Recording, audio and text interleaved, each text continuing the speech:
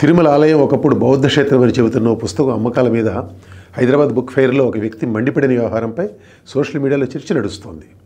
ఆ వ్యక్తి నిర్వాకాన్ని సమర్థిస్తున్న వారంతా తిరుమల వంటి హిందూ పుణ్యక్షేత్రం మూలాలను ప్రశ్నించడం ఏమిటని అంటున్నారు. ఇండియాలో చాలా హిందూ ఆలయాలను బౌద్ధ క్షేత్రాలపై నిర్మించిన విషయం కాదనలేని చారిత్రక సత్యం. ఎందుకంటే దానికి చాలా చోట్ల ఆధారాలు, సాక్ష్యాలు ఉన్నాయి. పురావస్తు శాస్త్రజ్ఞులు నిర్ధారించిన సందర్భాలు కూడా తక్కువేం కావు. అలాంటి చోట్ల కూడా వాటి గతం పునరుద్ధరణ కోసం ఎవరు డిమాండ్ చేయడం లేదు. ముస్లిం మసీదుల కింద కూడా హిందూ ఆలయాల ఆనవాళ్ళు ఉండొచ్చు. ఆలయాలను పడగొట్టి మసీదులు నిర్మించి ఉండొచ్చు, కాదని ఎవరు అనడం లేదు. కానీ వాటి గతం పునరుద్ధరించాలంటేనే పేచీ వస్తుంది. ఏది రామజన్మభూమి బాబరీ మసీదు వివాదం లాగా. సుప్రీంకోర్టు తీర్పు ఇచ్చింది కాబట్టి అది పరిష్కారం అయింది. కానీ ఆ వివాదం దేశంలో ఎలాంటి సంక్షోభాన్ని సృష్టించింది? ఎంత పెద్ద రాజకీయ సంక్షోభం తలెత్తింది? అంతటితో ఆగిందా? రాజకీయ సంక్షోభంతో లేదు. అమాయక ప్రజలు ఎందరో ప్రాణాలు కోల్పోయారు. ఆస్తి నష్టం సంభవించింది పెద్ద ఎత్తున. ఇదంతా చూసి మళ్ళీ ఇలాంటి వివాదాలు తలెత్తకూడదన్న సదుద్దేశంతో పార్లమెంట్ 1991లో ప్రార్థనా స్థలాల చట్టం చేసింది. రామజన్మభూమి బాబరీ మసీదు వివాదం మినహా దేశంలోని ప్రార్థనా మందిరాల హోదా 1947 ఆగస్టు 15 నాటికి ఎలా ఉందో అలాగే కొనసాగాలని మార్చడానికి వీలు లేదని ఆ చట్టం చెబుతున్నది. దేశహితం కోసం ఆ చట్టం తూచా తప్పకుండా అమలు జరగాలని రామజన్మభూమి తీర్పులో కూడా రాశారు. అయినా కానీ ఇటీవల జ్ఞానవాపి మసీదు సర్వేకు సుప్రీంకోర్టు గ్రీన్ సిగ్నల్ ఇచ్చింది. రామజన్మభూమి తీర్పులో పాలు పంచుకున్న జస్టిస్ చంద్రచూడ్ ఈ ఆదేశం ఇచ్చారు విచిత్రంగా.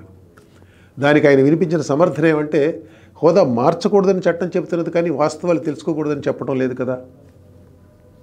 ఇప్పుడు ఆర్ఎస్ఎస్ సరిగ్గా ఇదే వాదన చేస్తున్నది. మరి ప్రధాన న్యాయమూర్తి అంతటి వ్యక్తి చూపించిన దారి అది. దాన్ని తొక్కకుండా ఎందుకుంటారు?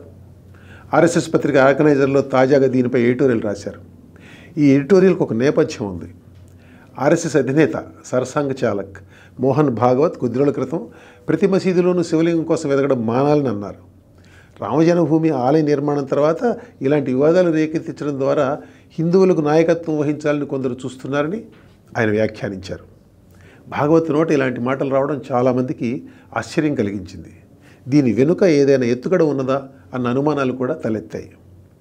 మరి ఆర్ఎస్ఎస్ మందిర్ మసీదు వివాదాల దారి వదిలిపెట్టడం ఏమిటి? నమ్మబుద్ధి కాదు కదా ఎవరికైనా. వెంటనే భాగవత్ మాటలకు సమాధానంగానే ఆర్ఎస్ఎస్ పత్రికలో ఈ సంపాదకీయం వచ్చింది.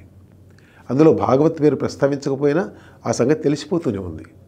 వాస్తవాలు తెలుసుకోవడం నాగరికత న్యాయం సాధించడానికి దారి అని అందులో రాశారు. సివిలైజేషనల్ జస్టిస్ అన్న పదం వాడారు ఆర్గనైజేటర్ ప్రఫుల్ల కేత్కర్. తమ మతాధిక్యతను ఇతరులపై రుద్దిన నాటి విగ్రహారాధన వ్యతిరేక పాలకులకు దూరంగా జరగడం, నాగరికత న్యాయం కోసం జరిగే అన్వేషణ కొనసాగడం శాంతి సామరస్యాలను నెలకొల్పగలదని ఆ ఎడిటోరియల్ రాశారు. ప్రార్థనా స్థలాల హోదా మార్పును తాము కోరబోమని అందులో ఎక్కడా చెప్పలేదు. ఆర్ఎస్ఎస్ అధినేత బహిరంగంగా వ్యక్తం చేసిన అభిప్రాయానికి వ్యతిరేకంగా ఆ సంస్థ నడిపే పత్రిక సంపాదకీయం రాయడం నిజంగా విశేషమే. భాగవత్ గత నెల 19వ తేదీన పూనాలో ఆ మాటలు అన్నప్పుడు మసీదుల కింద హిందూ ఆలయాలు ఉన్నాయంటూ కోర్టుల్లో వరుసగా దావాలు పట్టడం ఆర్ఎస్ఎస్ నాయకత్వానికి కాస్త ఆందోళన కలిగించి ఉండొచ్చని కొందరు పరిశీలకులు భావించారు. ఇలా దావాలు దాఖలవుతూ పోతే అసలు విషయం పలచనైపోతుందని, జ్ఞానవాపి వంటి ప్రధానమైన వివాదాల ప్రాముఖ్యత తగ్గిపోతుందన్న ఉద్దేశంతో భాగవత్ అలా మాట్లాడి ఉండొచ్చని అనుకున్నారు. కానీ ఆర్ఎస్ఎస్ పత్రికలోనే ఆయన మాటలకు వ్యతిరేకంగా సంపాదకీయం రావడంతో అసలు ఆర్ఎస్ఎస్లో అంతర్గతంగా ఏం జరుగుతుందో దానిపై చర్చలు మొదలయ్యాయి. ప్రార్థనా స్థలాల చట్టానికి వ్యతిరేకంగా దాఖలైన పిటిషన్లపై మీ వైఖరి ఏమిటి అని కేంద్ర ప్రభుత్వాన్ని సుప్రీంకోర్టు అడిగింది. ఆ మధ్య తమ వైఖరి ఏమిటో కేంద్రం ఇంకా చెప్పలేదు. అఫిడవిట్ దాఖలు కావాల్సి ఉంది. అది వెల్లడైతే మనకు కొంచెం స్పష్టత వచ్చే అవకాశం ఉంది.